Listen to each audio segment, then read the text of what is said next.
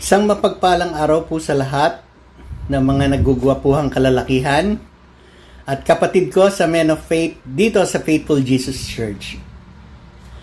Nais ko lamang pong ipatotoo sa inyo ang mga kaganapan ko sa buhay ko noong ako'y hindi pa nakakakilala sa ating Panginoong Diyos.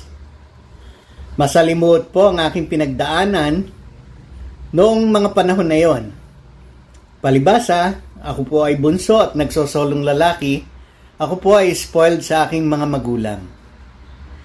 Single pa lamang ako noon ay malaki na ang pangarap ko na balang araw ako ay magiging successful sa aking buhay. Magarang sasakyan, sariling bahay, at maayos na pamilya. Buong akala ko noon, sa aking pagsusumikap, ay makakamtan ko na ang lahat. Dumating sa panahon na ako ay nagkaasawa at nagkaanak. Hindi naging madali ang buhay namin kasi nasa poder pa kami ng aking mga magulang. Isang kahig, isang tuka, ika nga. Ako'y hirap na hirap sa buhay ko noon. Utang dito, utang doon. Kasabay pa nito ang pagkakaroon ko ng bisyo. Ano nga po ba ang aking pagkukulang at bakit ako nagigikahos?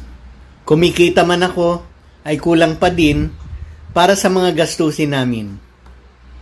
Hirap na hirap po talaga kami. Naaawa nga din po ako sa mga anak ko, na kaya po sila nakapag-aaral dahil sa mga magulang ko. Isang araw, naimbita po kami ng hipag ko na subukin namin dumalo sa kanilang church sa Makati kapag kalinggo. Hindi po ako sumasama. Katuwiran ko, alam ko naman na may Diyos. Patuloy pa din po ako sa paghihirap ko sa buhay. Sa kabila ng patuloy din ng pagdalo ng aking mga mag-iina sa Bible study nila at Sunday service sa church. Lingid po sa aking kaalaman, ako pala'y kanilang ipinapanalangin, nakilalanin at tanggapin ang Diyos sa buhay ko. Tulad po ni Saul o Paul, naging persecutor ako sa aking mag-iina. Mabigat man ako magsalita sa kanila, halos umiiyak na sila sa akin, halos palayasin ko na sila. Nagpatuloy pa rin ang mga churchmate nila na ipaglaban ako sa pamamagitan ng mataimtim nilang pananalangin. Dumating po sa punto na ako'y umuwi ng linggo ng umaga na lasing. Lumabas po sa bibig ko, magbihis kayo at sasama ako. Lundag sa tuwa ang mga anak ko at umiyak ang asawa ko. Pagdating po namin sa church, nag-altar call ang pastor. At dala po ng aking pagkalasing, ako po ay lumapit. Nilapitan ako ng pastor at para po akong binuhusan na napakalamig na tubig. May kakaiba pong kaganapan sa buhay ko ang tanggapin siya bilang aking Panginoon, Diyos at tagapagligtas. Hanggang sa nagpabautismo po ako at sang iglap, nawala po desire ko sa mga bisyo ko noon. At naging aktibo din po ako sa church upang hindi na ako malinlang pa ng kaaway. Totoo po pala ang sinasabi ng Diyos sa John 15 verse 5, apart from me, you can do nothing. Kapag ka po tayo malayo sa Kanya, wala po tayong magagawa talaga. Kapag tayo hiwalay sa Kanya, wala po tayong patutunguhan na kahit anong pagsisikap po natin ay hindi natin ito makakamtan. Ang Diyos po talaga ang puno at tayo ang sanga na siguradong magbubunga ng masagana. Simula po ngayon, ang lahat po ng panangarap ko noon ay nakamtan ko na ngayon. Purihin po ang ating Diyos na buhay. Salamat po. Magandang hapon and Happy Father's Day po.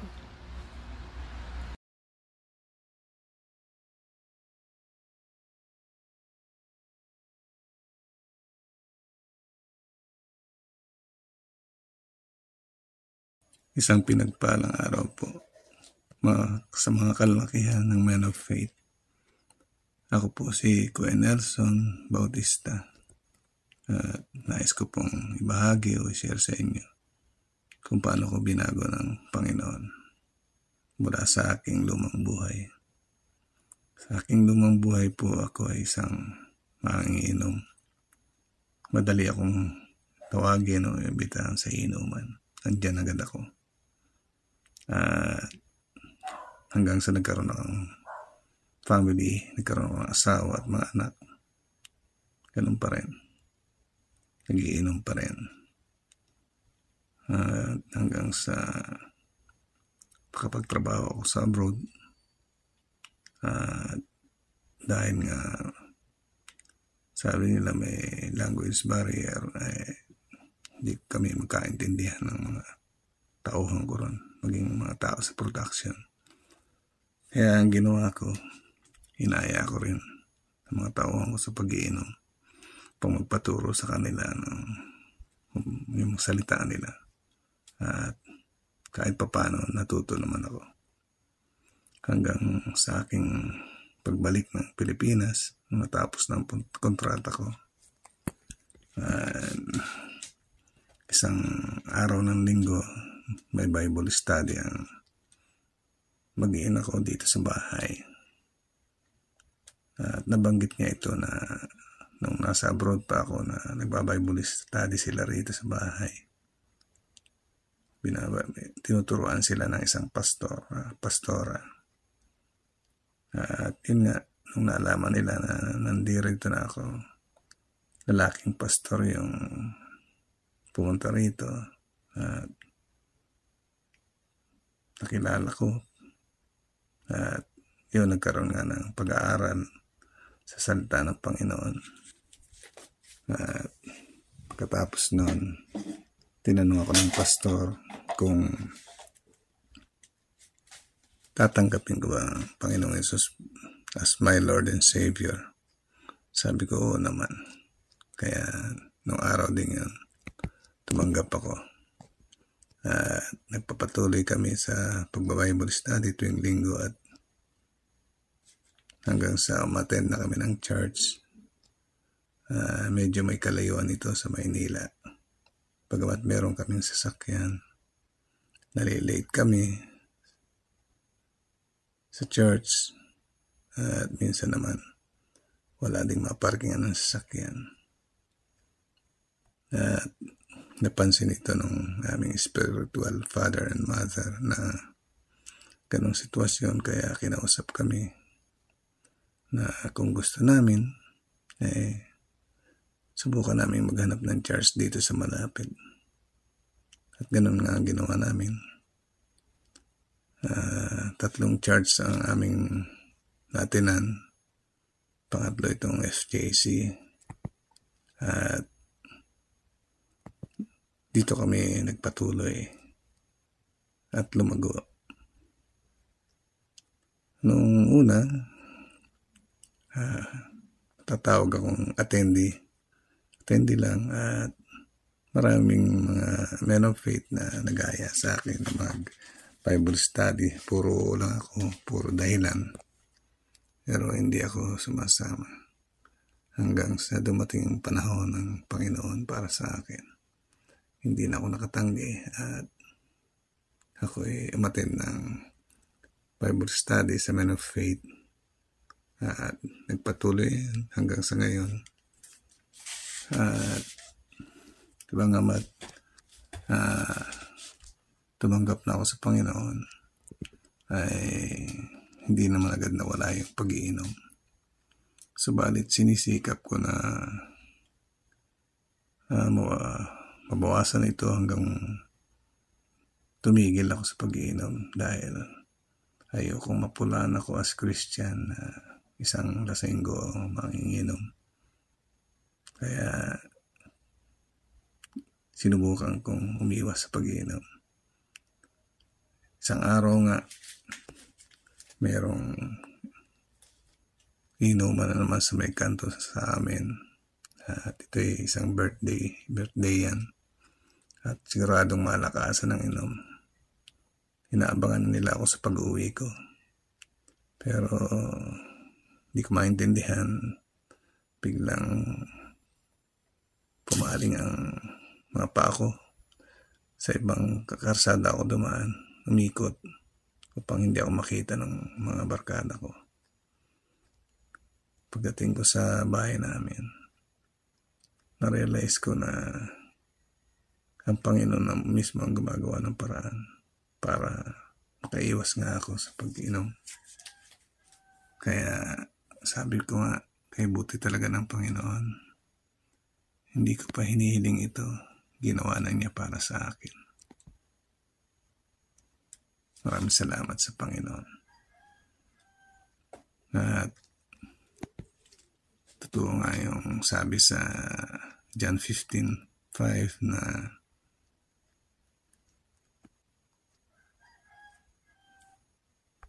apart from me, you can do nothing. Kaya salamat sa Panginoon dahil binago niya talaga ako. At sa patuloy na pag-attend sa pag-Bible study, nagkaroon din kami ng mga task na nagagampanan ko naman, nagagawa ko naman. At maging yung magkaroon kami ng inaalagaan, sinisira ng Word of God, at maging sa pagpapatanggap, binigyan ako ng Panginoon ng lakas. Tunay na kaibuti ng Panginoon para sa atin. Salamat, Panginoon. Apart from you, we can do nothing. John 15:5.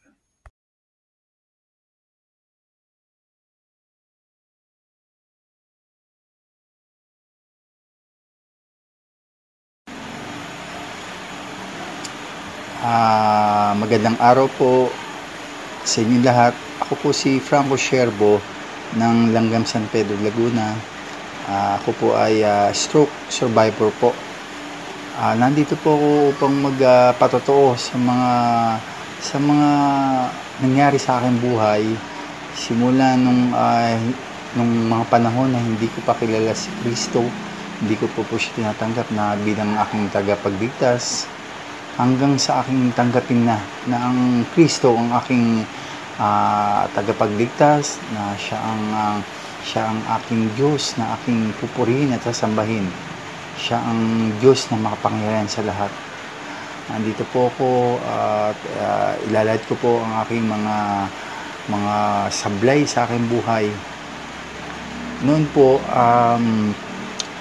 nung bata pa po ako, lumaki akong hindi ko kasama mga magulang ko. Ang tatay ko po, si Erpat, nag-abroad. Tapos, ang aking Ermat, ang aking nanay, busy sa trabaho sa opisina. Nag-ano po siya, DPWH po siya nagtatrabaho. Tapos, ang Erpat ko naman, nag-OFW sa Saudi Arabia. Lumaki kami magkakapatid na wala talaga kaming inaasahan na kundi sarili namin. Hanggang sa dumating ang panahon na nagloko ko sa pag-aaral, naparewara ang buhay ko. Papasok ko pero akala nila pumapasok ko sa school, pero hindi pala, tambay ako ng Mega Mall. Tapos sugal, hanggang sa natutunan kong manigarilyo, pumasok sa droga, tapos pumasok ko sa fraternity. Lahat talaga, maraming akong sablay na ginawa sa buhay ko. Talagang wala akong Diyos sa mga panahon na yun. Rebelde ako kasi nga inahanap ko yung kalinga ng isang magulang. Tapos po, lumipas pa mga ilang taon, marami pa akong kamalian na ginawa sa buhay. Hanggang sa nagbinata ako, nagkaroon ng asawa, pamilya, nagkaroon ng 3 anak. Tapos, ganun pa rin ako, patuloy pa rin ako sa bisyo ko.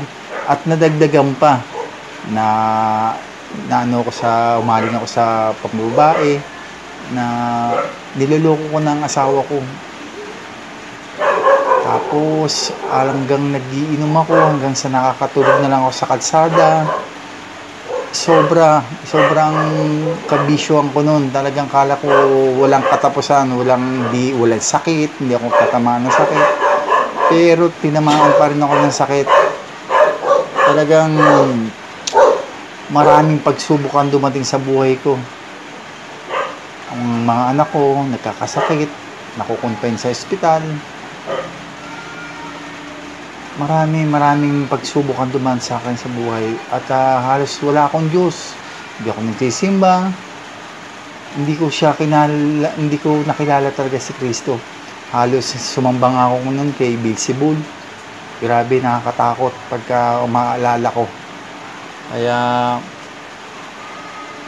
ito, dumating isang araw, nasa CR ako, papasok, kinaumagahan, papasok po. Bigla pong dumating itong sakit ko na hindi ko makakalimutan yung araw na yon. August 10, 2018, 7 o'clock ng umaga. Nasa CR ako, bigla na lang bumagsak tong isang kamay ko, tapos sumunod tong kamay ko, yung right side. Tapos ang nakapagtaka, bakit ang nasa isip ko, ang sabi ko sa isip at puso ko, Diyos ko, wag po. Yun po ang binanggit ko. Diyos ko, wag po. Sabi ko, wag po muna.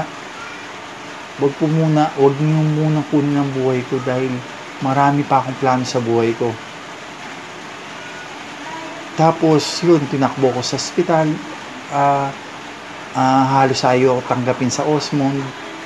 Pero, alam mo, nangyari, hindi ako pinabayaan. Hindi pa pinabayaan ng asawa ko dahil siya yung nagmamakaawa na tanggapin ako. At sinasabi nila na ilipat na raw sa ibang ospital, pero hindi nawala ng napanghinaan ng loob ang asawa ko. Pinilit niya ang mga doktor, ang mga nurse doon, ang admin, hanggang sa tinanggap ako, na admit ako. Yun, patuloy kung hindi ko lubos maisip na mangyayari sa akin yun. Kasi iniisip ko, bata pa ako, malakas pa ako, hindi ako tatamaan ng sakit, healthy ako. Pero pagka binawin ni Lord na sinabi, anong sinasabi mong malakas? Walang malakas. Pag akong humipo sa'yo, yun. Doon ko naramdaman na ang Panginoon talagang kumikilos siya. Kahit marami akong pagkukulang sa Kanya, marami akong sablay, hindi ko siya inaalala.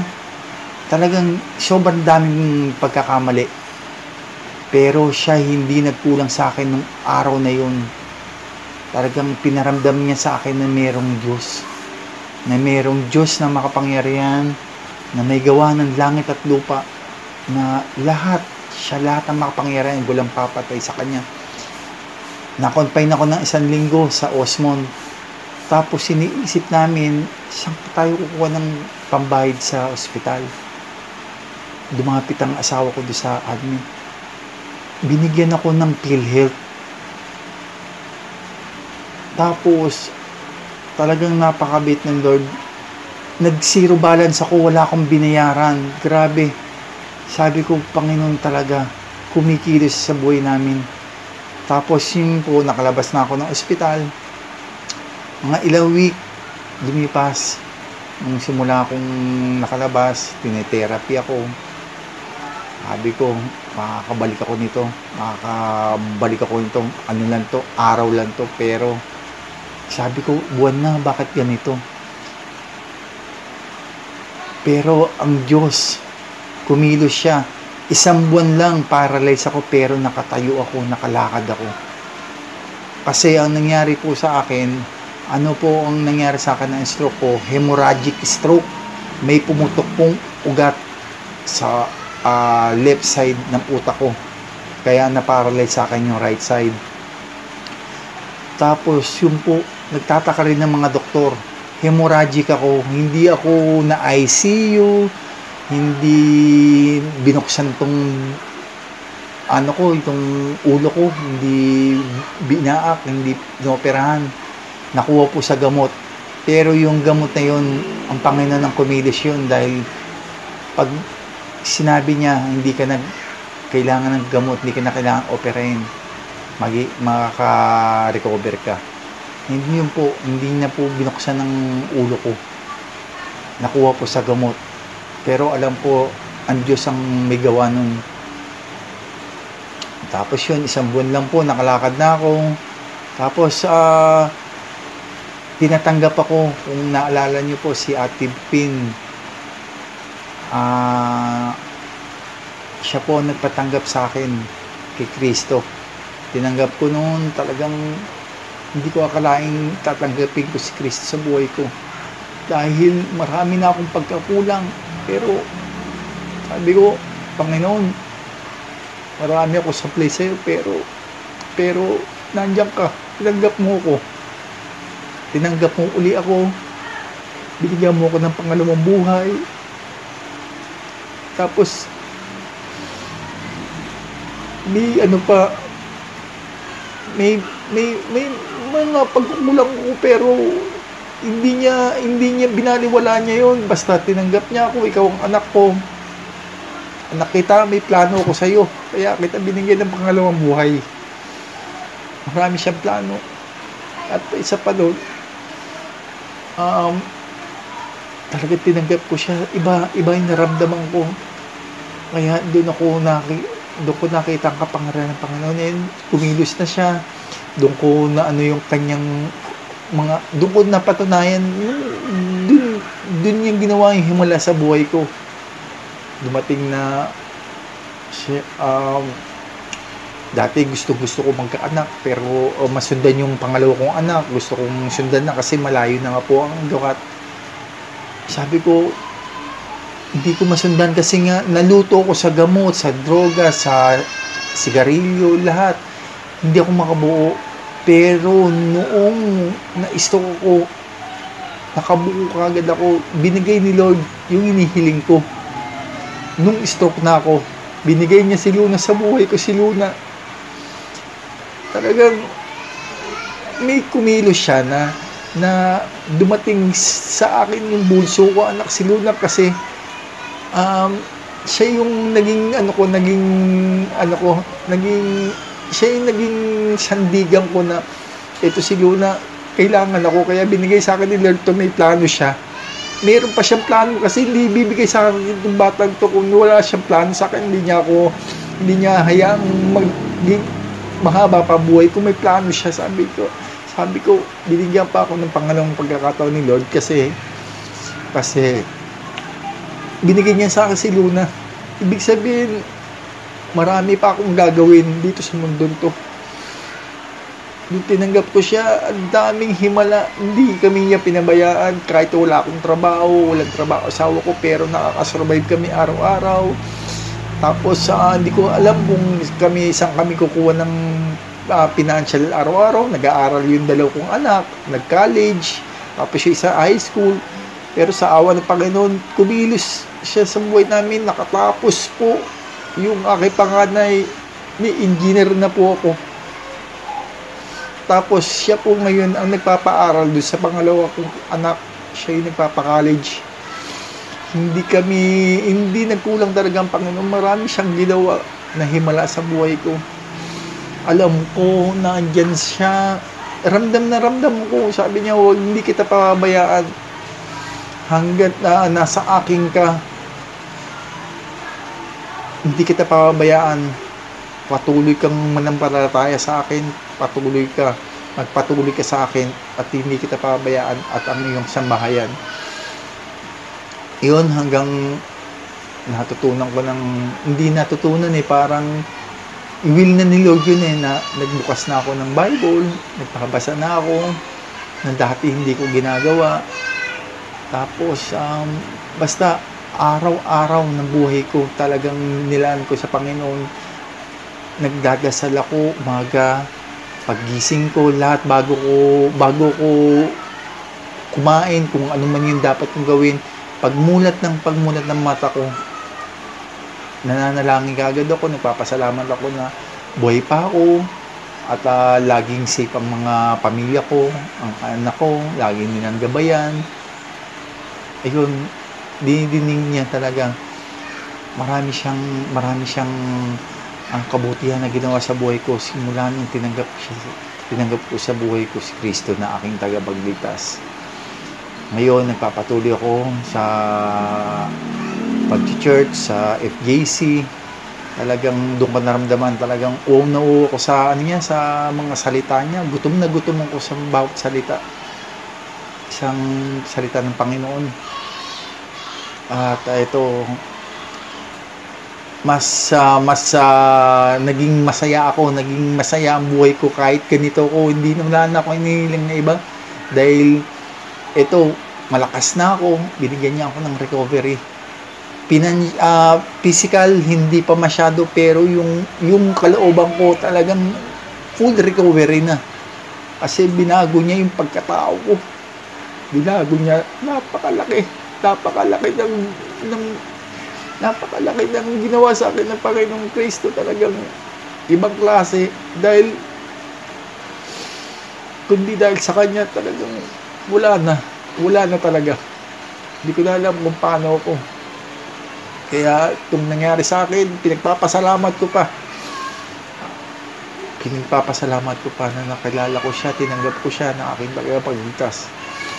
Kaya patuloy akong magtitiwala sa kanya, patuloy akong kakapit sa mga pangako niya. Hindi ko ako bibitaw. Sa araw-araw kong buhay, kasama ko siya. Hindi niya ako pababayaan at ang aking mga mahal sa buhay. At nandito na po, nagpapasalamat ako na ang Kristo ay kasama ko. Ako po uli si Franco Sherbo ng Langgam San Pedro, nagsasabi na stroke survivor, never quit. Maraming salamat po at magandang araw po sa inyong lahat. Salamat po.